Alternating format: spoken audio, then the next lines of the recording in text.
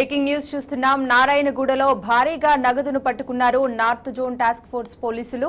మొత్తం 8 కోట్ల రూపాయల నగదుని స్వాధీనం చేసుకున్నారు. భారతీయ జనతా పార్టీ కార్యాలయ నిర్వాహకుణ్ణి అదుపులోకి తీసుకున్నారు. పార్టీ అధ్యక్షుడి ఆదేశాల మేరకు బ్యాంకు నుంచి డబ్బులు డ్రా చేసినట్లు బీజేపీ కార్యాలయ నిర్వాహకుడు తెలిపారు. మొత్తం 8 కోట్ల రూపాయలు డ్రా చేశానని తెలిపాడు. దీంతో స్వాధీనం చేసుకున్న డబ్బును నారాయణగూడ పోలీసులకు అప్పగించారు టాస్క్ ఫోర్స్ టీం.